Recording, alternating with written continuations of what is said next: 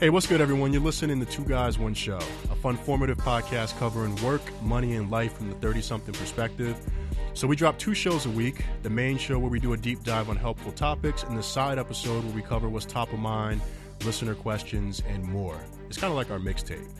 My name is Rich, and I'm here with Wisdom is Misery, a.k.a. Wim, a.k.a. Wiz, and this is side episode 24. What's going on, good sir? Just a happy belated Thanksgiving to the people. Other than that, just living the dream. Yeah, I think I'm good on recovering at this point from the food, but I kind of wish that I had more leftovers. That's the one thing about not being home. So we did the whole Friendsgiving thing where I got together with some friends who were out here in the Bay Area. Whereas when I was home, man, Mama took care of me. Mama took care of us. So we would go to a family member's house for Thanksgiving. And then on top of that, my mom would also cook a little Thanksgiving meal at home, so I had something to take back to New York City. I was so spoiled. I was just so spoiled, man. Yeah, somehow we forgot to pack a to-go plate. I guess I'm just rusty because I, too, haven't done family Thanksgiving in a long time. So we were like a 3-hour drive away. We were like 2 hours into the drive. We were like, I actually think the missus was the one to know. She like woke up from a sleep like it was a nightmare, like, wait, pack it to go, please. So that was our bad, But other than that, Thanksgiving without a hitch, actually, it was really real good Thanksgiving. Definitely. And so we did record a side episode last week, and we mentioned this if you heard the main show. So it would have been side episode 23, and it's now in the lost episodes. And so side episode 23 was also the first TGO live show. And so we didn't release it publicly due to a sound quality issue that was discovered after doing the live show, but we did release it to our VIP list, which is also our email list. So if you want to get access to future episodes and situations like that, where maybe we don't release something publicly, as well as to other show happenings, other announcements about live shows, which we're going to be doing more of those in the future, digital products and stuff like that, you can join our email list by going to twoguysoneshow.com/email. And you'll be good to go and probably have a good experience along the way if it's anything like what we've heard from other people that have signed up. So in terms of pre-show announcements, 2 years of TGOS. So we mentioned this on the main show, but also just this week in general is when we started the podcast 2 years ago. Still crazy to think that it's been this long. Podcast comes at you fast, fam. Podcast comes at you fast.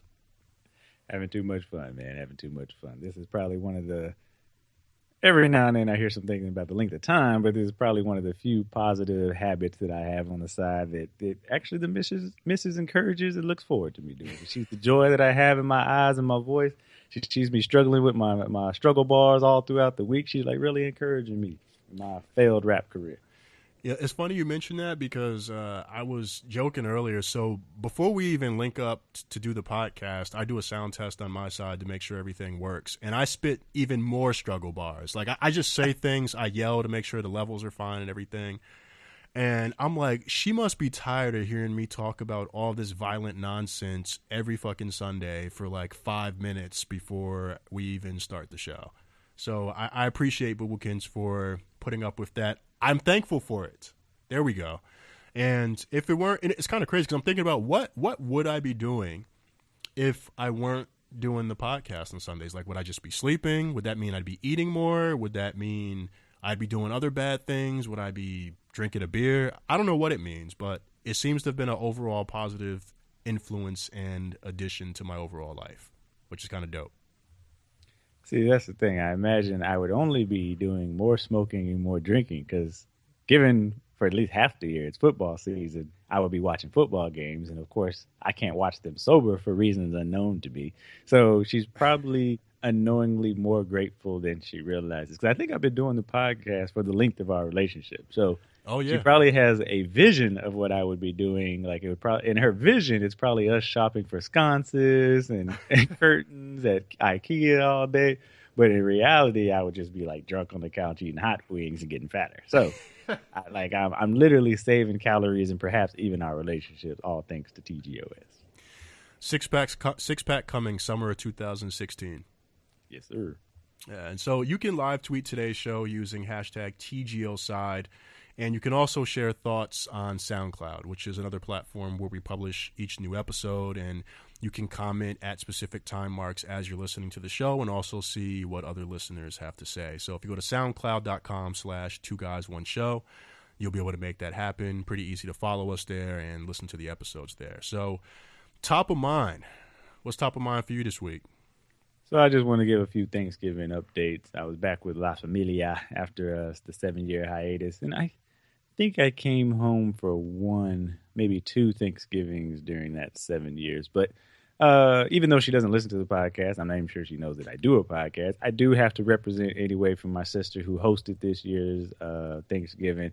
Very well done. Food was delicious. It was kind of a mix of family and friends and then the extended family on the brother-in-law side, those that were in town that could make it anyway. Like I said, we had the old man, or I said on the main show, we had the old man's table where we congregated away from the alpha women of the family where we could provide our opinions for about 37 to 96 minutes before that was all interrupted and asked what we were doing and what we were plotting.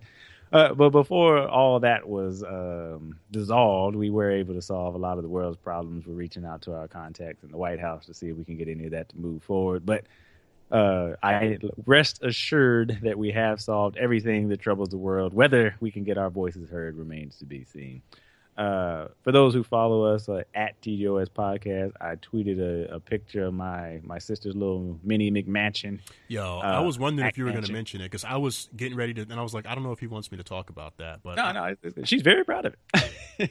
That fucking house, man. Yeah, man. And it's nice. It's just as nice on the inside. I didn't tweak the backside, but it has a little pool in the backside, which I'll probably be occupying throughout the summer. I don't know if she's aware of this yet, but I will be making more trips down there to lounge poolside. I'm basically going to treat her house as my house to a degree. It's her house is my vacation house, whether she realizes it or not. Now, whether I can get approval for that throughout the summer months, we'll find out. But yeah, real nice feel, real nice older Thanksgiving experience. Older being me, coming back at age 33, but just my whole different perspective on family. And actually, my dad was joking. He's like, because, so for those who've been following us for a while, some of y'all know part of the motivation with going back home was to be closer to my family. Close, not in the same city. Close enough to be close, but far enough to get away. So I think I found just the right mix with that 3-hour driving distance that most of them probably won't make, and I can make at my discretion.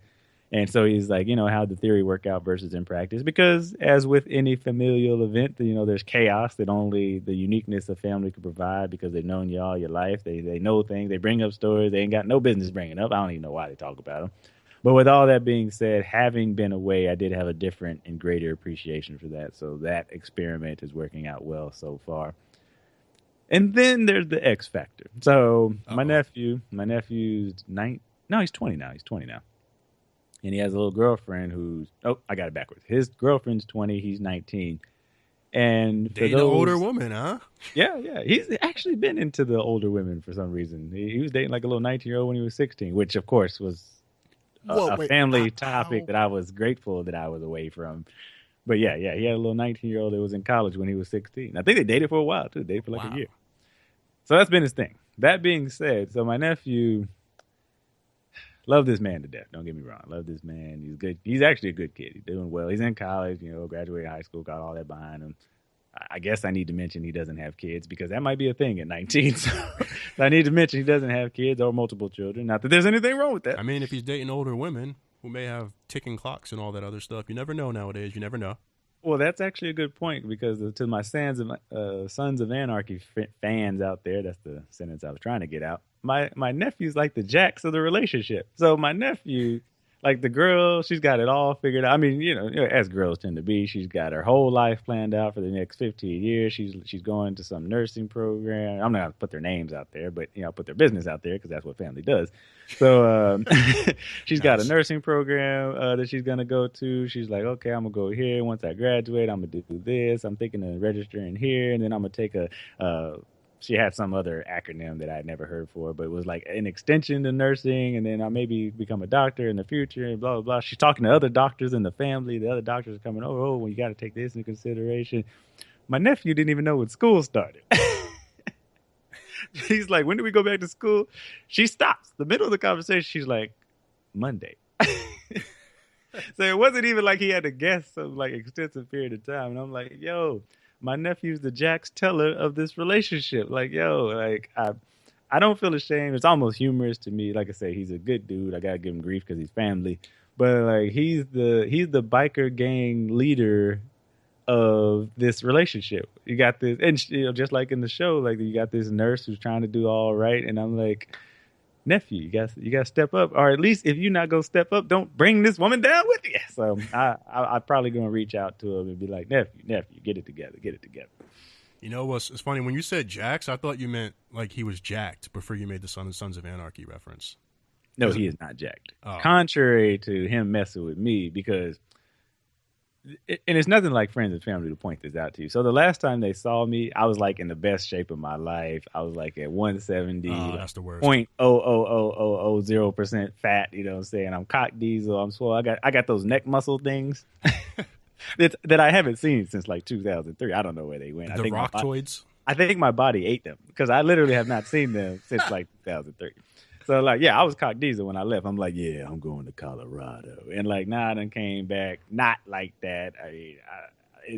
I'm like, probably, I'll be lucky if I'm, like, 30% obese right now. Like, all of the variables have switched. So, my nephew's pointing this out to me. Family's pointing this out to me. But, you know, that's what I asked for. That's what I signed up for. So, now I'm back in the TX. Thanksgiving went well. And the first familial experiment at age post wrong side of 30 has gone well. I'm happy to report. That's what's up, man. You just reminded me of a picture that I took like a decade ago where I was wearing sweatpants, had my shirt off. This was back when people didn't realize they could get fired for having shit like that floating on the internet. You know, back when. You said what? On the media? Yeah, on the social medias. I had pictures posted quickly. You reminded me, yo, I had to. Because on the last podcast, we were talking about MySpace. So I went to go see if my friends of friends pages were active. I discovered a treasure trove of bullshit. I was screenshotting for like half the day. I'm like, yo, look at you. You know, this is still up. So, yeah, it was all the people out there, the girls bent over making it twerk before twerking was a thing. Fellas out there with their shirts all off in the sweatpants. So, yeah. Shut down your MySpace. This is the takeaway there, folks. Should look out to the MySpaces. It's still active, trust me. Yeah. And so fortunately, I already had my account locked down, and even my picture that you could see was like cropped, and you couldn't see anything in it. But when I looked, and I think about why I wore sweatpants at 25 and why I wear sweatpants at 32, completely different reasons. Completely different. And a completely different look, too. I'm working on that, though. Slow and steady wins the race. At least that's what someone told me. My theory on that is, look, I realize, I mean, first of all, it's just the youthness thing. Like I would drive by the gym and generally look at the gym and I would burn calories. Now I work harder than I ever have in my life and I still can't get things to work out right. That's number one. And then I'm like, okay, what am I not doing other than not being young anymore? And I realize, I like to drink and I like to eat now. So I try to eat right. But I'm not giving up drinking. Like, I'm like, look, I'm going to work out and I'm going to do all this right, but I'm just not going to not do this thing that I like and I enjoy and I'm washed and I'm on the wrong side of 30. And I'm like, you know what? I'm just going to be in the best shape that an unhealthy person can be. But there's just some things I'm like, you know what? If it takes that for me to get the shoulder rocks back, then I'm just not going to have shoulder rocks. That time has come and gone for me, and people just gonna have to accept that about me. I was gonna say you could trade some bread. I'm not sure if you eat a whole lot of sandwiches and burgers and shit, but you could trade some of the bread in exchange for alcohol to make yourself feel better about it. It could be like, hey, because then you're at least cutting some carbs. There's two things. I mean, it's only a theory because I'm like, I eat pretty well. I do most things right. I did give up fast food. Like the two things that were really. Because I started to get really out of shape. Well, really out of shape for me. And it was actually back when I was writing for SBN when I realized, I'm like, these motherfuckers let me get fat. Didn't nobody tell me. And I was looking at some pictures. Because, when the pictures that you take in your head that you see in the mirror are not like reflective of reality. Nah. So in my head, I still had the shoulder muscles. I still, I look like The Rock when I look in the mirror. I don't know what other people see. And then casually, I saw a picture of myself standing on the beach, like not flexing, like someone had took like a candid photo of me. And I'm like, who the fuck is that guy? Like, who is that? That guy has let himself go. So what I did then was give up all sodas, which I used to drink like every day. All sodas, most juice drinks, and fast food. And that actually helped.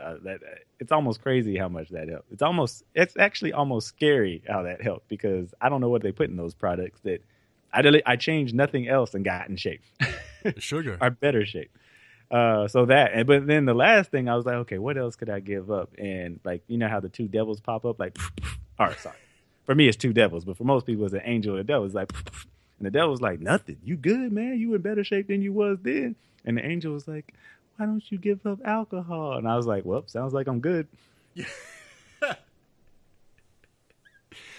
I mean, you got to have your things, man. It is what it is. Vices on vices on vices. Yeah. I mean, I still eat fast food, and it's more so just like not wanting to cook or not feeling like cooking or not having food in the refrigerator thing, because neither of us have had time to go grocery shopping or the energy to go grocery shopping because washed. Saves you a lot of money, man. It does. But I have cut back dramatically in terms of how much soda. And actually, the only time I really no, because I know Boobokins will listen to this and will correct me. So I have soda sparingly, because that is a true statement. And if I do have it, it's usually because we got fast food and because I can't order a la carte. I mean, I got to get the value meal. I mean, I got to get the sandwich with the fries, and it comes with the drink. Of course, I got to get the drink. I try to get that Diet Coke, though, even though it's all aspartame, everything. #smart. And then beer, I don't have beer much at all. Even when at Thanksgiving, I was like, man, I could drink a beer, or I could have some of this Yak or some of this Hennessy, and I went for the Hennessy. So and then even when we just went out for a date night last night, where I actually put on a nice shirt, and she was quite happy about that. Yeah. Yo, it was, she commented, so if it's like, oh, you look so nice. And I was like, I did this for you. And she laughed like I was joking, but I was very serious. I was like, look, I did not want to wear this shirt. Like, I put this nice shirt on specifically for you. And she told one of her girlfriends she was talking to on the phone. And so I'm like, all right, I think I'm in good graces at least for the next week. So when she's complaining, I'll be like, but I wore a nice fucking shirt. And that'll be how I come back to whatever we're arguing about. So there's that. And I don't actually know where else I was going with that. Where was I going? You were talking about the things that you have and have not given up. Oh, yeah. So beer, I still eat sandwiches and stuff like that, and I'm working on what else I'm going to give up next. Well, they say, don't ask me who they is. Someone said that you make your body in the kitchen, not the gym, or something to that effect. Oh, yeah, abs are made in the kitchen. Right. And that's the thing. Like, that's another thing. I've gotten to the point where I'm so washed where I'm picking the muscles I want. And the missus messes with me about this all the time. So we'll go to the gym. She's like, what are you working today? Chest. What are you working tomorrow? Chest. What are you working today? That? Chest. Because I've settled with, as long as I have a strong chest and maybe some arms, I'll be good. Like, I try to incorporate legs in there. I try to do a mixed body workout. But as far as having a 6-pack at 33, I'm not trying to have a fat pack, but I'm like, what functional reason do I need a 6-pack for anymore? I'm trying to think. I mean, people are welcome to write in, but I'm like, I don't need it. I mean, I've earned the right not to have a 6-pack no more. It's cool. I'm fine with it. Now people be like, oh, women got fat, you let himself go. Hey, whatever. I'm comfortable. I'm happy. We're happy with himself. Yeah, I'm gonna try to get back close. Yeah, I'm cool with close. I'm not trying to have a what do they call it, a keg. I'm not trying to have a beer pack, but the whole 6, because I look at the effort necessary to have the entire 6. I'm like, it don't seem like worth it no more. I mean, as soon as somebody says, like you said, give up bread and alcohol, I'm like, my face contorts into a place of confusion. Like, what are you talking about right now? You speaking foreign languages to me.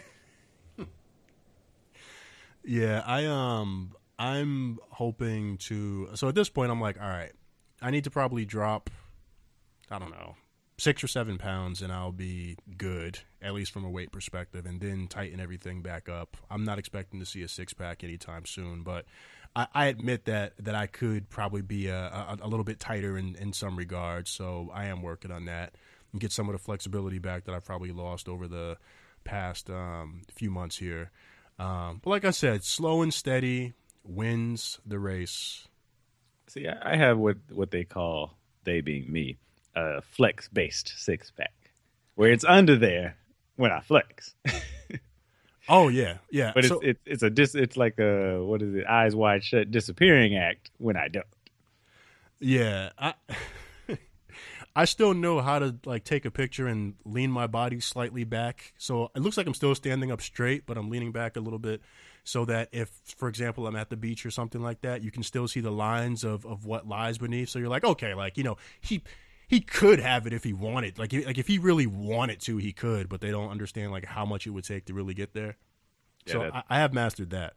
I'm comfortable, at least I have convinced myself through denial or otherwise, with if I wanted to, I could. Yeah. I'll take that for now. Yeah, that's how I live my life.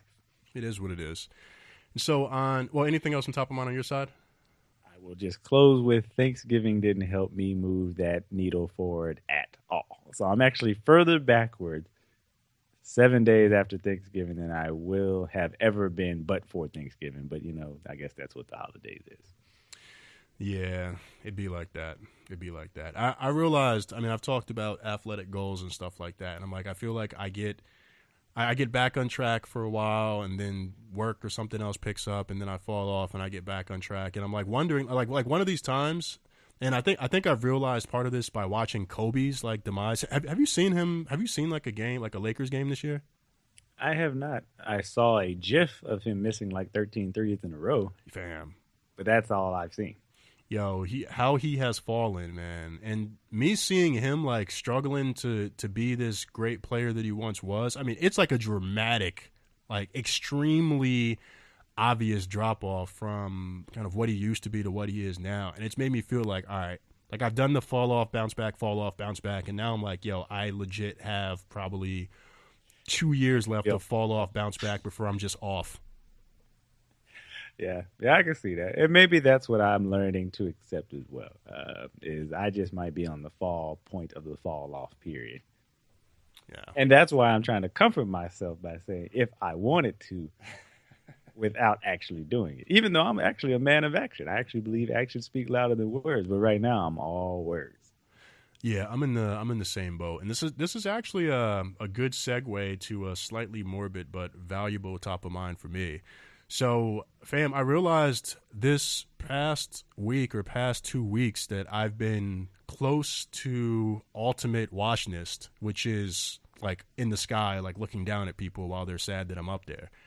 And I can say this for like with a smile now, and I wondered if I would even talk about this on the show, but I think because there are people who've probably done the same thing, it's worth mentioning. And I was going to talk about this as a joke before I found out what the issue was. Now, I'm not going to say that I have any, like, I'm not like Charlie Sheen or anything like that, where I'm going to say I have like some terminal disease or anything like that, because that's not the case. It sounded like you was getting real for a second there. Yeah, no, but I am. And so, speaking of the gym, I went to the gym like 2 weeks ago, and it was the first time. And you know, you go back to the gym, and you know that you don't want to do too much, but you still do enough that it's more than what you should have done.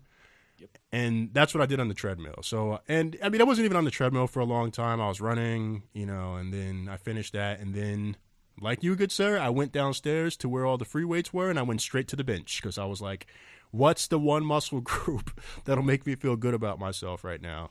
And I went and did the bench press, which actually made me feel worse about myself because of how much my bench has fallen off. And it's the worst when you walk in and you're like a big guy, and people are like, oh, you know, because you assume people are looking at you and expecting you when you put on those first 2 plates that you're going to put something else on after that.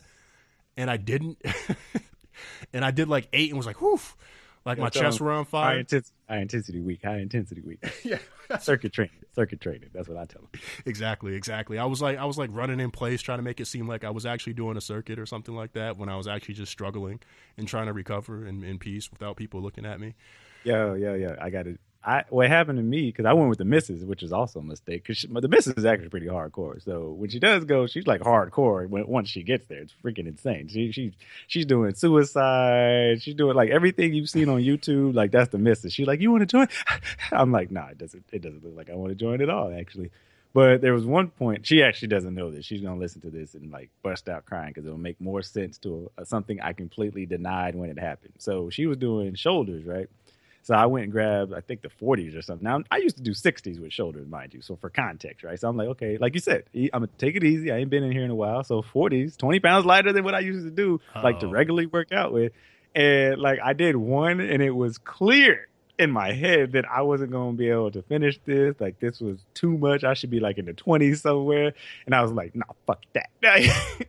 And I did like the remaining set. Like, my shoulders were so on fire. Like, it felt like I was trying to get the shoulder rocks back. And like, I almost walked out the gym with no shoulders. Like, Yeah, and I was messed up for days. Yeah, I was messed up for days after this. And she'll hear this now. But I was like, nah. She's like, okay. And then after that, what made it so bad is she's like, okay, you want to do set number 2 and like another shoulder workout? I was like, nah, I'm going to go over to the bench area. Because I couldn't move my shoulders, man. Yeah, that's real. It'd be like, I'm gonna go do seated calf raises. I was so relieved. She's like, all right, I think I'm gonna go do legs or something. I'm like, yeah. You go over there and do that somewhere away from me so I can massage my shoulders. Yes, you go in the locker room like, oh man, I ran out of water. And it's like, oh, the water fountain's there. You're like, nah, I got to get the water out the locker room. And you're just in there like, Look, you ever done a weight so heavy or the wrong way that it made you use another muscle that's not involved with that muscle? Like, I lifted my shoulder and like my back like contorted like under the weight of me trying to. Like, I was working like my butt muscles trying to get the shoulders presses up. Yeah, man, it was a situation. That was me on the bench. Like, my pinky toe was on fire. I'm like, what the fuck is this about? Like, how is this even remotely related? And it's because I was straining so much on that last rep. And I will say that I had put more on the bar after that initial 2 bars for that. I won't say how much more was on the bar, but there was more on the bar after that.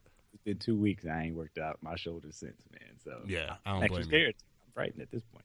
I don't blame you.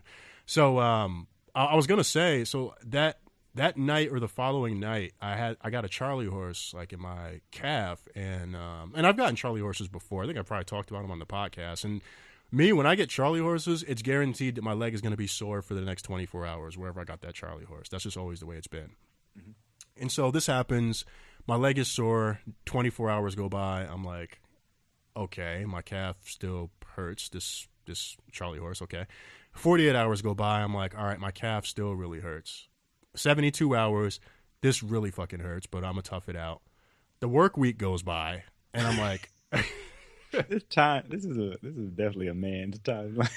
Yeah, I'm like, all right, like I've limped around all week. This is ridiculous. I mean, it has to go away soon. Maybe I strained something. Maybe I went too hard in the gym. And then the next work week starts, and at this point, it's becoming like excruciating. But I'm still not going to the doctor, even though I know I need to go. Then my calf starts to swell, and then my ankle and my foot swell. And at that point, and I didn't even notice at first, but I went to put on like my left shoe, and I was like, that was more difficult than I remember. And I woke up the next day and was like, all right, that's not good. And this was like the Wednesday before. It's just actually this past week on Wednesday, I was like, all right, that's not good. I went to work, limped around, told my boss that my leg was messed up. I might have to go to the doctor. I ended up going to the doctor, and I found out that I had a blood clot in my leg. Oh, wow. Which, that shit can kill you. Right, yeah. And I was on, and this was the first time where I went on WebMD, and WebMD was actually right. Where I was like, oh, my leg hurts. Like, what could this be? And it's like DVT, deep vein thrombosis, blood clot, very serious if you're experiencing these things. And I'm like, all right, I'm experiencing all of these things, but I've experienced all of these things before, and WebMD told me I had the bubonic plague. Yeah, that's what I was saying. Because to be fair, if WebMD always guessed you're going to die, I mean, eventually they're going to get it right. So the fact that they were like, yeah, you might die from this, I'm just saying. I know. And so I read the stuff online, and I was like, all right, well, I hope it's not that. And myself, I'm like, well, maybe I strained or tore it in my sleep. And I was like, well, maybe I had like the Charlie horse from hell and I was like, wow, that must have been a really bad Charlie horse if I strained the muscle from doing nothing. Like to strain a muscle while sleeping is pretty bad. And I went to the doctor and like an urgent care place. And they were like, the woman was looking at my leg, and she was like talking to me, but you could tell. I'm not sure if you ever been in for something that's like somewhat serious, and she's like talking, and then she got kind of quiet, and then started talking again, and I'm like, all right, well maybe she was just kind of like focusing, and she like went out the room, came back, and was like, yeah, I need to send you to another location to get you an ultrasound in your leg because it's possible you could have a blood clot, and that's not something you want to mess around with. I'm like, oh gosh, I'm like, oh, WebMD got it right. So and I'm like, it'll probably still be nothing. Maybe they just want to rule the shit out. And so we go to this other location, and they do an ultrasound on like my calf, which getting an ultrasound is, I mean, I've never had kids, so I've never had an ultrasound before, and the whole cold jelly on your leg and limbs and then rubbing the thing in was kind of weird. I actually felt violated in some ways, but that's beside the point. No, to be quickly, I didn't realize how often they use ultrasounds for other purposes. Oh, neither did I. I had like no that's idea. The whole like thing. Yeah, I thought it was. I found this out recently too because the missus was looking at some like technical program. She's like ultrasound assisted. I'm like, oh, how many pregnancies could there? I mean, I'm sure there's a lot, but she's like, no, this assists with, and then she listed like all these other. I'm like, they use ultrasounds for that? Anyway, that just. I'm sure a lot of people go right in about our ignorance on that particular topic. Oh yeah, yeah. I mean, I found out like the worst way you could possibly find out that they do use it for other things. And the woman, she was like friendly at first when she was, because they do they'll look at like the other leg just as a comparison. And she was like talking, and then she got to my left leg and she got quiet, and then she put the thing down and was like, "I'll be back," and like left the room. I was like, that was kind of weird. And then she's like, oh, you can go ahead and get dressed. So it was kind of, it felt like I was really violated. She was like, here's some paper towels, wipe this stuff off your leg. I'm like, this feels really wrong. And it's so useful. Wipe it off. And so she leaves, the doctor comes in, and they're like, yeah, you have a blood clot in your calf. Like, you need to get to the emergency room, like, as soon as possible. Wow. And at this point, it turns out that for like close to 2 weeks, I'd been walking around with a fucking blood clot in my leg.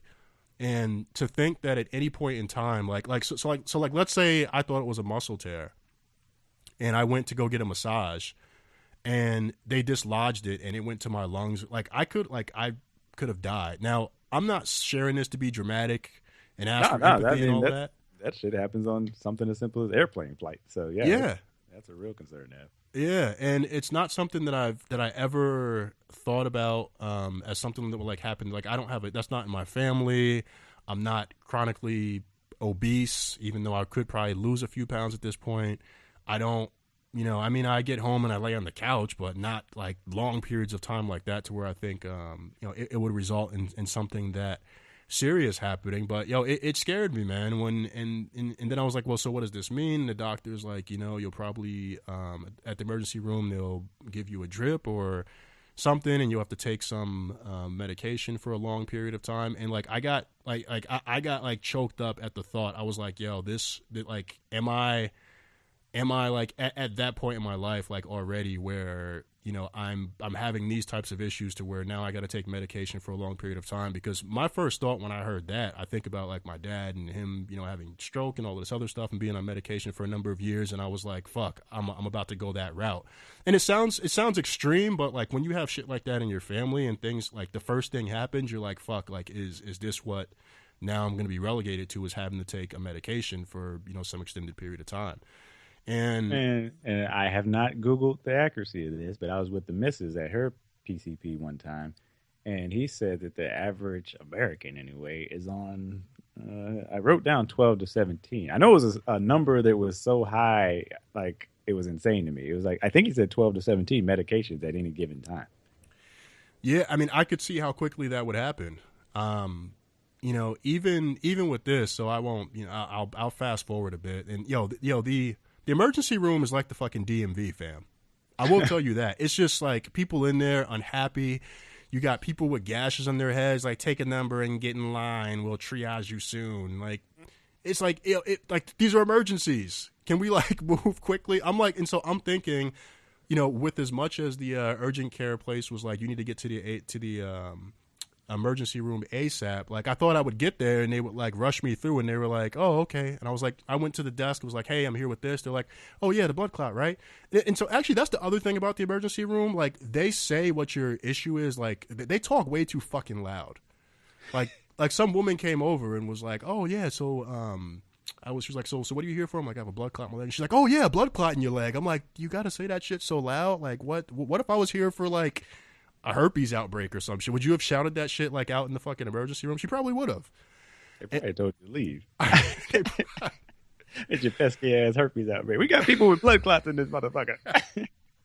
But even with the blood clot, I still had to take a number and essentially get in line and like wait, and ended up being there for like we were there for like 4 hours, which is kind of fucking crazy. Goddamn medical system strikes again. I know. I'm like, so if this was, I'm like something like what if it did move in that time period? Is like the hospital liable? I mean, fortunately that didn't happen, but like, are they liable for having me sitting in a room like waiting for like 2 hours for everything to get looked at and get cleared? And ultimately it turned out like it's still serious. I had to take I had like 2 different medications I got to take, and one and this shit like this in itself is enough to make me think more about my health. For like 5 days, I have to take 2 shots a day to the stomach. Yeah. And so that's one of those constant reminders too, man. And so the doc, when he said it, because he was like talking and like trying to joke around and stuff, and he was like, yeah, you'll need to take a shot a day for 5 days, and then take this pill for some time period afterwards. And I started to laugh, like, stop fucking around, like a shot a day, like what is this, rabies? I don't have rabies. And I was like, are you serious? He's like, yeah, you'll need to take a shot, like you'll need to take a shot a day. And I'm like, fuck, man, I don't want to do that. And so then after that, come to find out, like, it's actually 2 shots a day. I'm like, yo, if this isn't a reminder, like, jab, take care of your health. Jab, take care of your health.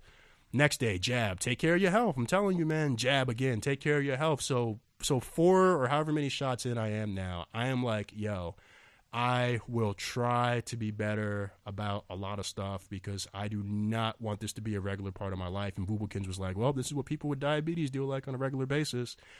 And so I just got this like reminder that of like I am indeed washed, but if I don't take care of myself, and I've had this type of thought before, I could end up in a situation where I'm facing ultimate washness. So a reminder to people, as much as like some shit seems like basic, if it bothers you, go to a doctor.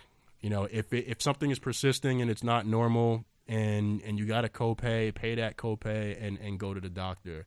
One of the worst things you can do is if like you're like, something hurts, and you go to a doctor and you have someone say, yo, just suck that shit up, like it's not that serious.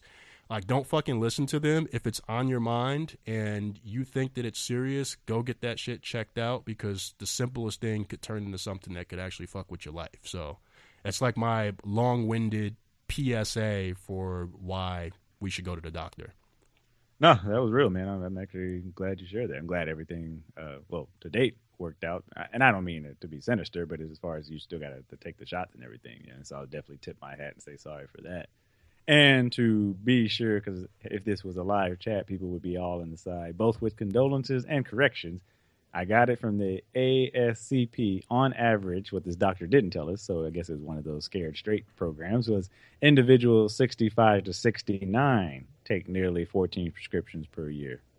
So, yes, Americans do on average take teens multiple prescriptions per year, but that it was specific to 65 to 69. I think at the time he was trying to scare us into, just like I said, a scare straight program of why we need to be healthy. He might have been trying to get me to stop smoking and the missus to I'm not going to reveal what the missus was doing. So. Yeah, yo, it's but you're right, man. My dad said something to me, and he reiterated a few times, is what you do the decade before, unfortunately, doesn't affect you to the next decade. So I started thinking about that. At the 20s, what you did in your 20s, the results of that you experience in your 30s, and what you do in your 30s, and so on and so forth. So right now, my 30s thing is I like to drink, and they tend to go hand in hand, that if I drink, I will be smoking something. Yeah. Let it ominously float into the air what that may be. And I probably need to divorce those two sooner rather than later. Yeah, man. It just made me think about a lot of the reckless things I did. I mean, in the grand scheme of reckless things people do, like it probably wasn't that crazy, but still, just having that type of. I mean, it's probably the most serious thing that I've ever had happen. And then to go. Right. And so, I mean, sometimes you need those wake up calls, Yeah. man. So, definitely. Yeah, yeah. And then on top of that, so when I initially went to the doctor, I was like, I'll get this looked at and I'll get a refill on my asthma inhaler. And so when I go to the pharmacy, like I felt like that American. I was like, I've never gotten this many drugs from a pharmacy at once. Like I walked out with like 3 bags. Brought the basket out for you.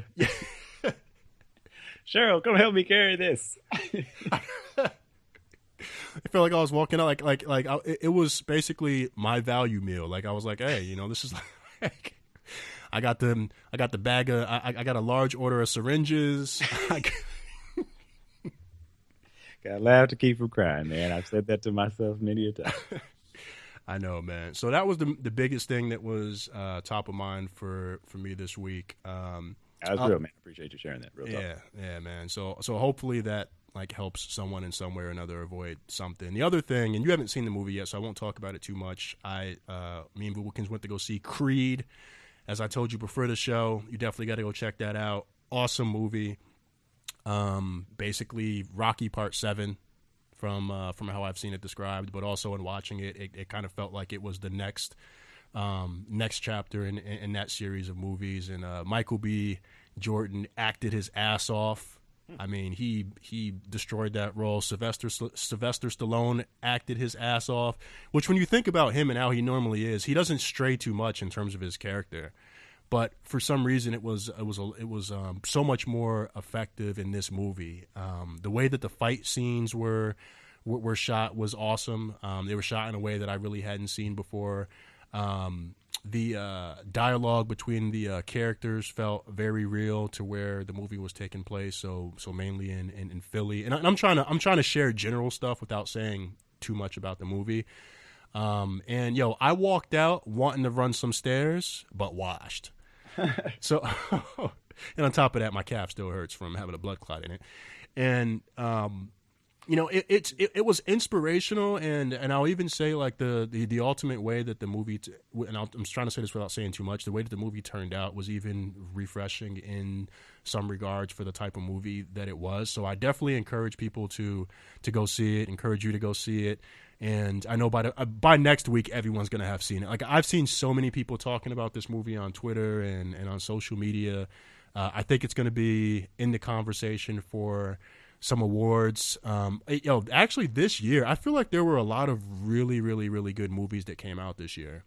And that's actually that's good to hear, man, because I know there was, I wouldn't say doubts, but more curious interest. Because I didn't know a lot of people that rushed out to see it, but I think that good feedback may lead to a second wave of seeing them, only because it was tied to the Rocky franchise. And the Rocky franchise, well, which I enjoy. I watch the marathon and everything, but they're pretty predictable. Yeah. I wouldn't call them bad movies, but I wouldn't call them like great or well shot or like, oh, this character needs an Oscar award. But it's just like you knew what to expect. It was safe. It was like a Fast and the Furious. It was a Fast and Furious of boxing movies. You knew what to expect.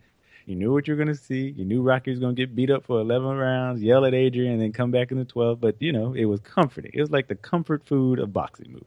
Yeah. So that's good to hear that Creed might be stepping out and beyond just that status quo. Yeah, definitely. And I mean, some people walked out talking about that they wanted to become boxers. I was like, fuck that. I do not want to become a boxer. I mean, if you've seen Rocky, and this doesn't spoil the movie, you know what? The one thing I don't like about some of these boxing movies is how many shots they take to the face without blocking. Have you noticed that shit? Like, in real boxing matches, you'll see people at least like block and get out the way. But in these boxing movies, they're just fucking going back and forth, punching each other in the face, blood flying everywhere. And I'm like, yo, you'll be like brain damage from one fight if every fight were to be like the way they do it in these movies. I'm not sure if you've noticed that in these flicks. I have, and there's been a few movies that at least if they are going to go their route, because there are some fighters that fight like that. Actually, Muhammad Ali is one of the fighters that fought like that. But that is the exception, and they usually are really messed up later in their careers. That's what I'm saying. And I think the one that kind of did I don't know if you ever saw Southpaw. So I know we talked about it. About I did see it. So I thought they did a better job of, even when he won his fight, they showed him just how messed up he was just from boxing. Just having someone punch you with a 12-ounce glove for 12 rounds has repercussions, like the way his mouth was bloodied up, his body was bruised. Like, that was probably the more realer example of, even because some of those fights, like, they do that, no one gets knocked out, mind you, and then at the end of the fight, it's like they got a little like perspiration on their on their eyebrow, and I'm like, this motherfucker just got punched for 12 rounds. He's not gonna look like that. Yeah, it was. I mean, they made it look pretty legit in terms of the injuries and all of that. And then the other thing I noticed with these with these types of movies is like the wife or the girlfriend is always in the audience concerned, or the mother. It's so again, I'm trying not to say too much, but it's interesting to always. It's always familiar to see the woman in the fighter's life looking so like terrified, but that's their significant other, their husbands, boyfriends, whoever's sons. That's the way that they earn their money. And so with every match, they have to go through this intense struggle and pain of watching that person who means so much to them get repeatedly punched in the face for 12 rounds. Because, you know, at the last fight in these movies always have to go to distance. You know, it's not like someone gets knocked out in the second round and then the credits roll. Never that. So definitely encourage people to check that out. I won't say too much more about that. And then once you see it, I'd be curious to get your thoughts on it. And then also just, I'm starting to make a short list of movies. And so I'm not a movie buff. I'm not going to front like I'm one, but there are certain movies I've seen this year where I'm like, yo, this was like one of the, like a few times this year I've said like, this is one of the best movies I've seen in a long time. And so I'm really curious how it's going to shake out when the award season comes around in terms of what's going to win what. So there's that. But in terms of the main topic for today's show, as we've been talking about washedness, we've got a list where we've each come up with signs that you might be washed. So we're going to start with you first, and then I'll roll through mine. We're going back and forth, or am I just running through my 5? You can run through the 5. Cool. So I noticed that I might be washed when we move into the new apartment complex. And of all the things that excited me and the missus the most beyond the washer and dryer being thrown in is the lady, the realtor, I don't even know what you call it, realtor, the apartment lady that like shows you the place, opened the pantry, and we were like, look at the size of this pantry. Like we started envisioning all the spices that we were going to be able to put in the pantry. Like the pantry's like a walk-in closet of its own. We're like, wow. That is wild. We're like kids. We're like, oh my God, look at this pantry. Oh, like it was the most exciting part of the apartment. I don't know that it sold us, but it got us pretty close to making the final decision. Then quickly in relation to that, and actually kind of related to what you were talking about earlier. So we think we're coming up. The apartment's half wood grain, granite tile. You know, it's a new apartment. It's got all the new furnishing, you know, the backsplash and all that crap that she noticed that I just came along. After she pointed out, I too noticed. So the entire living room, the entryway is wood, and the carpet, the bedroom's carpeted, right? So we move in, we're walking around on this for like half a day, and I'm like, my ankles, my feet, I don't know what's going on. And I was like, yo, I need house shoes to walk around this lavish ass apartment, because there's no give. Like, there's no give on a wood grain, or for those of you who have marble or tile floor. And my feet were always cold too, so I'm like walking around like, I'm going to the bedroom. I can't walk around on this wood grain. My feet are cold, and so we had to get some fleece house shoes and some fleece matching robe, which, as y'all remember on the earlier podcast, came from the discount that we got at Macy's. So shout out to Macy's with the little discount credit. We got house shoes and matching fleece robes on deck. Washed Chronicles. Washed indeed. I also noticed me and the missus is like in pre-wash stage. So she's in 28. She's in the light tumble stage. You know, she's like the little bear from the Charmin commercials. She's like, oh, we can still go out. And I'm like, no, we can't. You know, so she's just now getting to wash stage. She's she's going through pre-quarter life wash crisis. You know, she realizes things. She's like, oh man, I can't drink like I used to. I can't stay up like I used to. I'm just sitting over there with my green tea, like, yeah, that's crazy. I wonder what that is. You know, she hasn't read. She's going through the 5 stages. She's not ready to accept it. But we individually, but at the same time, accidentally did this. Where I was walking by her one day and like I look on her like little reading book list or whatever, which is another wash thing that's not even on the list. It's amazing how much reading you get done when you're washed. You're just reading books and magazines. You just soak up information. So I look on her desk and it's like 107 positive affirmations. I'm like, what is that? And she's like, oh, you know, I'm just trying to find some positives in life. And I was like, oh, I have one of those too. But I noticed that when you start to get washed, me and my friends that do that, you start reading all these positive affirmation quotes. You start becoming the positive affirmation quotes on Facebook. Life gets harder. You start getting worn down. Yes, you got to start finding positives. So you're like, yo, let me share this positive with the world. You start getting all existential, influential, you know. So this, you hit wash age, wrong side of 30, and suddenly you became like the, dang, I had his name in my head. But Deepak Chopra?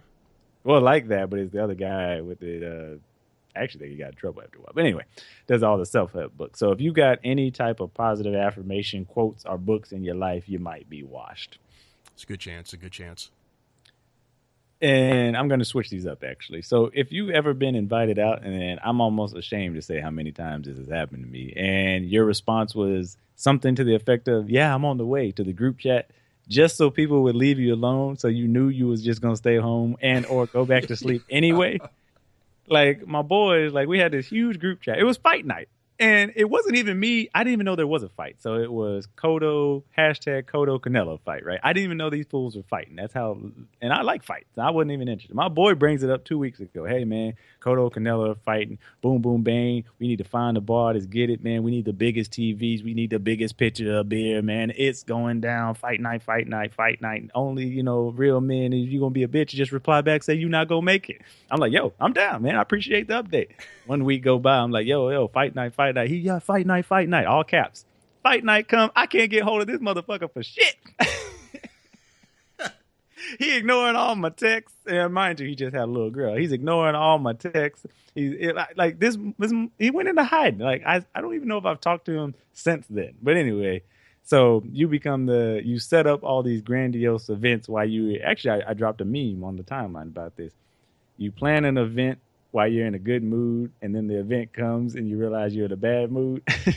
So I feel like that's what happened there. I feel like that happens more often when you're washed. Yeah, and then I did that shit a lot in New York City. Number 5, when I realized how washed I was, and actually I still do this one. If you spent more time choosing between 2 filters that best highlight your hairline, you might be washed. I'm going back and forth between Valencia and Chrome. I'm like, all right, well, okay, Valencia make this part look good, but Chrome bring out the real front part of the hairline where it's a little bit more faded than the rest. Where if you ever switch between filters to make your hairline look thicker than it is, you are undoubtedly washed. You are premium washed. You are in the late cycle of washed. And those are my 5 contributions. Yo, I will add to that one. This wasn't part of my list, but when you take pictures and you have to tilt your head back slightly so that your hairline can't be captured, that is also a sign of washness. You can probably relate to this. I'll also add an addendum to that. You ever had your missus likes the way she looks in a picture, but you hate the way you look? Yes. And then you go back and forth and you're like, well, fuck it. This picture's not getting posted. Like either we both look good or no one's putting it up. And then you got to retake the entire photo. Yeah, and then the ones that I do like, she absolutely hates, and then we end up posting the one or the picture that is made available to the world is the one where I have to grit my teeth every time I look at it. Bro, there was one where I didn't know it went up.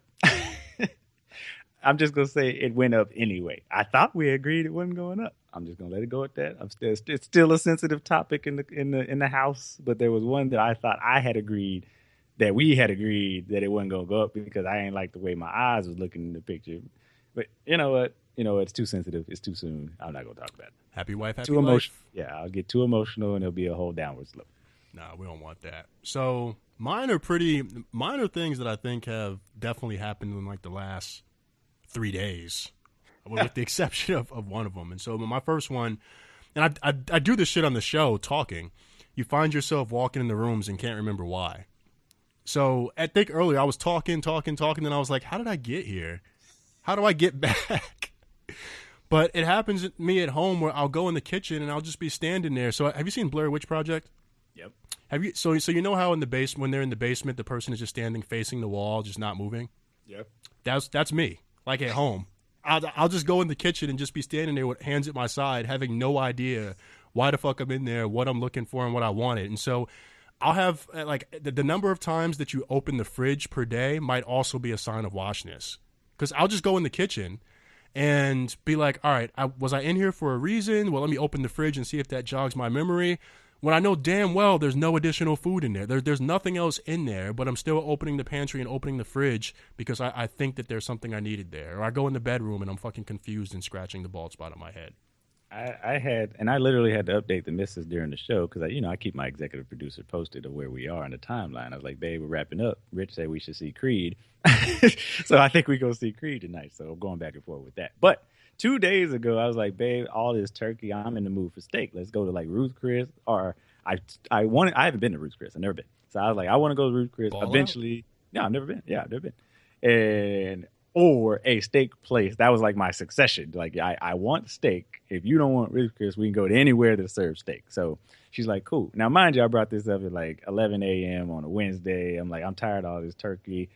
Next day, first of all, I'm like, nah, forget it. Like, I can't stay up that late. I'm too tired. My back hurt. I'm not in the mood. I got a headache. The next day come around, I'm like, well, what if we go for lunch? And then I slept in. Like, you make these grandiose plans at 11 a.m. that never pan out at 11 p.m. Mind you, if I'm still awake at 11 p.m. So that is also a reality that I find myself dealing with more and more, where I have something, and I bring it up. I'm like, I want to do this insert grandiose activity. And then when the time to do the activity that I brought up and suggested it comes around, I'm like, nah, fleece robes and fleece socks on deck. Yeah, so I'm going to move one around on my list. And so one of mine was to be awake past 9 p.m. is an accomplishment. Like, I feel like that's the that's the clear sign of washness. And Boobokins has she doesn't like us calling ourselves washed, but I think because it also starting to make her realize that she's in the washed zone. So like even when we went out to dinner, I'm waiting for this door to open at any second now. It's like we went out to dinner last night, got back at 8:30, whatever time it was, hit the couch, and it was immediately heavy eyelids. Like, and that's happened on numerous nights where it's like 8:30. It's like, you know what, we're gonna be productive, we're gonna get some writing done, and then within like 30 to 45 minutes, slumped. Yo. First of all, if any comfort to her, the missus doesn't like when I call myself washed. I'm not even calling her washed. I call myself washed, and I guess she's washed by association. Yeah, in her mind. So she doesn't even like it when I refer to myself as washed. That's number one. Number two, I'm going to add an addendum to yours, and that is, I forgot what it is. Washed. I should have wrote it down. I knew I should have wrote it down. Oh, thank God it came back. I was watching, me and the missus are watching Netflix. So I'm watching Netflix as I always watch Netflix. I got a little something over ice, right? So I got an excuse. I don't know what she was doing. So we're watching Orange is the New Black, and we, at some point, that's another thing. I don't know when. I couldn't tell you when we went to bed. So I wake up the next day, and we're watching like the next episode of Orange is the New Black, and it's like, what? What's up with this plot summary? Like, hey, what happened to, and it was the end of a season too. So we're like in season 3, we're like, and then suddenly it occurred to the missus, like, did we fall asleep in the end of the last episode? And so we spent like another 30 minutes like, do you remember this? No, back up. Do you remember this? No, back up. Do you remember this? And we had to literally go 2 episodes back to fill ourselves in on where we were now. Oh, I've done that. Yeah, we've definitely done that. Definitely, I want to say we've like slept through like a season of something before. That's the thing, Netflix will keep going. Like, Netflix don't know how washed you are or not. It's like, yo, I'm gonna keep the program going. Yeah, yo. And then the whole computer shut down, so we're like, oh, we must have watched it and turned the computer off. But what had really happened is Netflix went to that, do you want to continue watching stage? Then Netflix cut off. Then the computer went to sleep, and we thought we had watched up to that point. Get out here, y'all. Yo, you know what brings me joy on the low, and I'm still waiting for this door to open, is when she's talking about me being tired and sleepy and falling asleep, and she's like, I'm going to watch one of my shows, and like, I'm awake past 9 because it's accomplishment, so I know every time that this happens because I look at the clock, and I'm like, yes. And she'll start something on TV, and it's like her show and what she got ownership of the TV for, and then I see her fall asleep, and I'm like, look at you. over there all washed. Man. I have a topic, but I think it's still too soon and sensitive to bring up. So I'm just going to let you move. I started to say it, and I was like, you know what? She's still a little... It's actually nothing. It's actually very funny, but I have to tread carefully between, as I've also learned over the wash years, sometimes I find something funny. I literally laugh at it. And she's like, oh, that was funny. I'm like, nope, nah, now that you mention it. So I think this is one of those things that I find funny that I'm just going to keep to myself. No, I get it. I'll just add on to that and say it is a beautiful feeling when like I have to update her about what happened on one of her shows because she fell asleep and it was like not 10 o'clock yet. Have you noticed my voice is like getting lower? That's because I'm getting more and more concerned. Yeah. So, what else do I got on the list here? When people ask you what you did this weekend, and it always involves sleep and chores. Like on Monday, I want to say like 9 out of 10 Mondays when I go to work and people say, how was your weekend? I'm like, good. And they're like, oh, so did you do anything exciting? I'm like, oh, I got some sleep, did some errands. And it's gotten to a point where now it'll be like, people will be like, let me guess. You slept a little bit and you ran some errands. And the people who hate that. I think I wrote an entire blog about it. Parents hate that shit. Like, they expect you to be out here taking over the goddamn world. Like, I'm like, yeah, I slept. First of all, they hate that you slept. They hate that you got anything that involves more than 8 hours of sleep. And that you aren't out here like climbing Mount Everest. Like, they're like, man, if I ain't had these goddamn kids. Look, listen here. I'd be in Dubai, and then I'd be in Dubai, and that makes I'd so be much in sense. Tahiti, and I'd be in Bahiti. And I'm like, those two of those places don't even exist. Well, I'd be there anyway if it wasn't for these kids. Like, I feel like parents just really get upset with you when you don't maximize your non-parent lifestyle. It makes so much sense because sometimes people will be like, that's it? And I'm like, what's wrong with that? It's the fucking weekend. Like, why do I have to do anything else? Like, I work my ass off all week. It's messed up too. It's the ultimate trump card. I'm like, what'd you do? They're like, I got kids. And it's like, oh. And you can't really say shit back to that. You can't be like, well, your kids are ugly. Like there's nothing you can really say in response. Yeah, it's a trump card. You just gotta walk away. You're like, all right. I will say the new addition now is we went to see a movie. And so Boo Bookins loves to see movies. That's always been the case. But for me, it's starting to feel like my washed pastime where there's like nothing else to do or I can't think of anything else. And that's another thing where when it comes time to make plans, I tend to go with what requires the least mental energy. And so it'll be like, where do we eat? And I'm like, I don't know. Do you have a taste for anything? No. Do you have a taste for anything? No. And more times than not, she'll be like, I know what I don't want. And so we'll run through that list. And then and then from there try to figure out like where we actually want to go eat or what movie theater. And this came up this weekend, like which movie theater we go to because we were trying to plan out dinner and a movie. And after like 2 minutes, I was like, you know what? I'll go to like this theater I really don't want to go to if it means that we can like stop talking about this. And I'm like, is that a sign of washness or is that just a man thing? I think that's a man thing because one thing I was going to ask you is, do y'all like the same types of movies? There's slight overlap, but she sees far more movies than I go see. See, my thing is I love scary movies. I even love bad scary movies, and you know that. Yeah. But I can't see any, like, I got to wait till, well, it's two things. First of all, I got to wait for the scary movie to go on DVD because heaven forbid I see a movie without her. That's a whole conversation I've given up having over the years. But secondly, although maybe it's changed now because I can just be like, hey, my boys are making me go. Actually, I might have to try that out pretty soon. But the other one is, like, I got to wait for it to come out on DVD. Then I got to go get it at Redbox. And then I got to find a window of scary movie time where she's not around. Like, there were so many times where I'd have to record something on the DVR and watch it across 6 weeks because we're always around each other. So I'd have it on. She walks in the house and she hears, ah! She's like, is that a scary movie? Turn it off. Turn it off. Turn it off right now. And I'm like, all right. So, and of course, every scary movie got that scary movie soundtrack that you can hear from 6 miles away. She's like, turn that off. Turn it off. I know it's scary. So, yeah, I just wondered if that's something else that you could relate to. Yeah, I can relate to that. So you know what else is also, and this isn't a wash thing, but I think it happens to men or it happens in relationships. So we have a TV in the living room. We have a TV in the bedroom. So I know some people have a rule about having TVs in the bedroom. It's a place for sleeping, for fucking. Okay, I get that. But sometimes we'll be in the living room and like she'll be watching something and I want to watch something else. So I'm like, oh, I'll just go in the other bedroom. Like that is not allowed. You are not to go into the other bedroom and sit in there for 2 hours and be separate. I'm not sure if you don't have to say too much about that, but well, we've never had two TVs. I'm actually one of those people that believe that the TV in the bedroom, or the bedroom's only for sleeping and fucking. But in my case, sleeping because TV or not, it's probably sleeping. If I'm just keeping it real on the wrong side of 30 here. So to keep the little window of fucking that is available, I don't believe in TVs in the bedroom.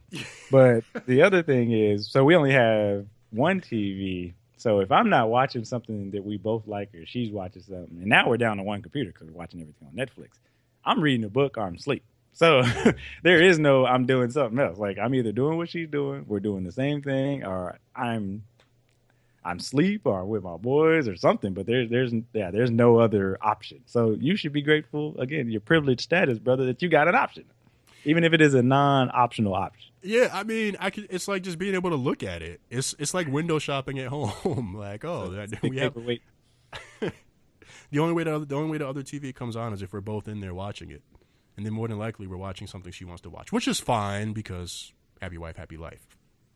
So what else? When you ask a group of millennials if they've seen or heard something and they never have, so I've had a lot of moments at work where I go to make a joke and I'm like, yo, so have you seen, and then that's like the starting point of the joke. And so pretty much like the same thing I did with the Blair Witch Project, which made it easy for you. Like I do that at work, and 8 times out of 10, I'm like, yo, so have you ever seen or have you ever heard? And they're like, no, what is that? And then it turns out it's something that came out in like 1990 and they have no fucking clue. And it makes me feel really washed every time.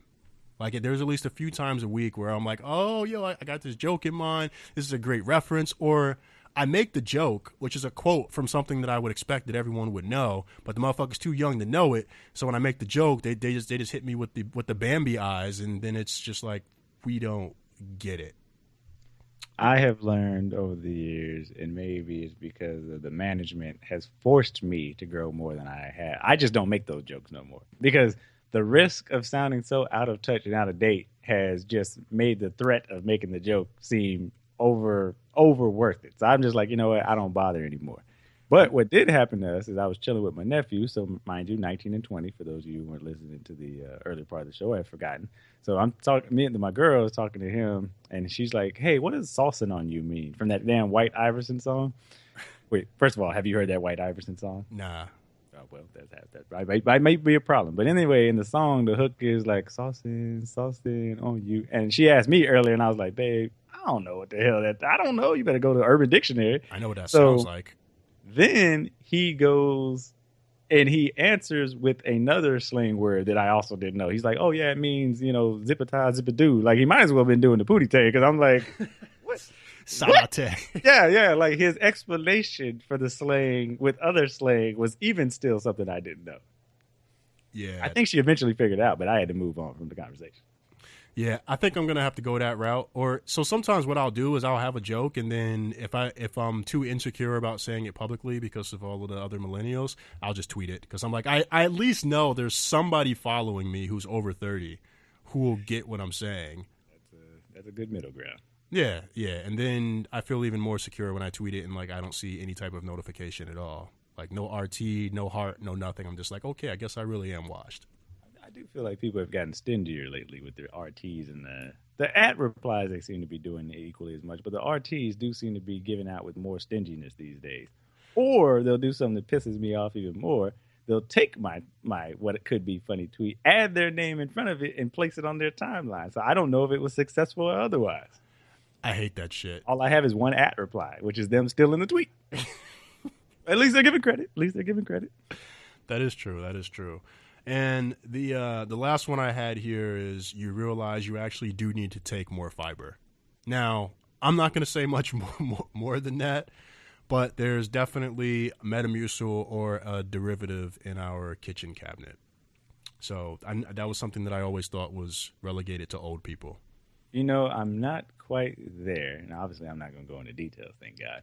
But what I have realized is stuff that used to take a long time to impact me has a much shorter time frame. So, for example, if I go out tonight, which we probably will, let's say we go out and watch Creed, and let's say I fell off and I had a beer or I had a soda, like I'm gonna know I had a beer or a soda the next day. Like not even the next day, maybe 8 hours from then. Like my waist will swell, I'll be bloated, my face is fatter, my eyes are bloodshot. I'm like, you would think I was out here doing cocaine with the reactions my body is having to this slight detour from the past. So that like there's a much shorter impact on my overall, what is that, cardiovascular system? Body. I gotta go old school. Like my endocrine system or whatever is impacted almost immediately by bad choices now. Yo, so I had a few drinks on Thanksgiving. Like, and when I say few, I don't mean like when someone's like fucking sloshed and they're like, I just had a few. Like, it was like really, like I wasn't buzzed or anything. And I woke up and my uvula, well, some people still may not know what that is, the dangly thing in your throat. Like it was like swollen when I woke up. I'm like, what the fuck is that? Why is this swollen? And then to myself, I'm like, yo, this hasn't been swollen since I got drunk. Really? Really? That's what's happening now? You know, something else I've noticed in that same topic is that does happen to me. And first of all, let me open with this is not a shot. But that does happen to me where, not to get bougie, but if I just like go out and let me do some Jaeger bombs, like the cheaper, quicker, all the things that like Sex on the Beach, all those like catchy name drinks mess me up far worse than like just let me have Crown over the rocks or Ciroc over the rocks. Like if I just drink a good liquor, like y'all saw me tweet that white Hennessy, which dear God, I recommend anybody, pure white Hennessy. If you get an opportunity to drink that shit, drink it. I don't care if you're not a drinker, you need to drink it. But it was smooth, it was pure, and I did get drunk, Rich. I'm not even gonna pretend like I didn't. It was Thanksgiving, and you know my stance on that. I did get drunk, so I was thinking the next day, oh man, I'm gonna feel it. But I woke up like I felt like a butterfly coming out the cocoon, man. I was like, oh, that pure, filtered from the finest leaves drink. Like, yo, that cognac had me feeling so good. Like, so I now realize. You always notice, like, and that's another wash to drink. The older you get, it seems like you see the gentleman, like, he doesn't play around with all those fancy name drinks. He's like, something over the rocks. Like, I become that guy. Like, I become if I can't drink it over the rocks, then that reflects more on the drink than it does me. Yeah. I'm not that, like, fancy with the drinks. Well, the only reason I got there is because, again, the old man table, I was like, hey, do y'all have a Jaeger bomb? They're like, what the? I almost got dismissed from the table. And they're like, boy, if you don't get this here cognac over the rocks aged 40 years and filtered through the Rocky Mountains and poured through the Mexico Uruguay River. I'm like, all right, whatever, guys. But look, the old men in this particular instance knew what they were talking about. I had that over the rocks. It was smooth. I drank it all night, so I killed this bottle. I actually felt bad because he got it from Mexico. So it was literally something they don't sell stateside. Took it through customs and everything, and my ass got hold of it with my little. I'm young relative to them, so of course I'm like, every time somebody comes out, they're like, "Hey, do y'all need another round?" I'm like, "Ting, ting, ting, ting, ting, ting." I do, that ting, ting, ting was the ice. The ice. No, I got that one. That one was clear. I got to update people with the onomatopoeia. But yeah, I killed this bottle. And so I'm thinking the next day, like, oh, I'm going to feel this. But nah, man, I woke up, I spread my wings and went on about my day. Yeah, I mean, I ended up having well, it was also the day that I went to the emergency room. But other than that, it was a pretty good day. I wasn't feeling any other effects from it, except that I woke up and I was like, why? Like I feel like my uvula like touching my tongue, and I don't know how to make this go away. But I'm trying to think back to if I had anything low quality, and everything was in fancy shaped bottles, and it was clearly Hennessy and some other shit I hadn't had before that was supposed to be legit. So I think that's just a sign of the washness, like having adverse reactions to what used to be normal activity. That's definitely a sign. I can see that. Yeah. So that concludes our list of signs, or you might be washed if. So we'd love to hear your thoughts on this one, whether it's on SoundCloud or if you want to use the hashtag for this episode, so TGOS, and let us know what signs that you might have that you're washed or that others around you are washed. And there was something else that I meant to ask feedback on, but I can't remember at this point. So I think we don't have any questions this week. So, if you did submit us a question, and you're like, where the fuck is the response? We answered a lot of questions on the episode that we released last week to our email list. So again, to join our email list, twoguys1show.com/email. And if you have questions for us, you can email us at tgospodcast@gmail.com. I guess I kind of jumped the gun on the formal closeout, but I think we're there unless you had something else to add. I do not. Cool. So, damn, I just said like two of the things that I wanted to say. So now I'm like, well, what else do I say to fill this spot? Because I normally have certain things here. Oh, don't forget to visit the TGO store. So we have an assortment of tees, hoodies with show quotes and other things. You might get some good chuckles at the least, make a purchase at best. So to check that out, you can go to twoguys1show.com/store or go to our website, and it's in the navigation menu. And I haven't said this in a while, but if you're enjoying the show, share it on one of your social networks, whether that be Facebook or Twitter. Help us reach more people. Between the two shows, we're usually covering some stuff that's going to be helpful to somebody in your network, even if it's just a laugh or it's something as it relates to money management or dealing with the career struggles. So do share an episode. And yeah, I believe that is it. So anything else from you? I presume not. I do not. All right, cool. So until next week, be safe. If you feel pain, go to the doctor. We out. Peace.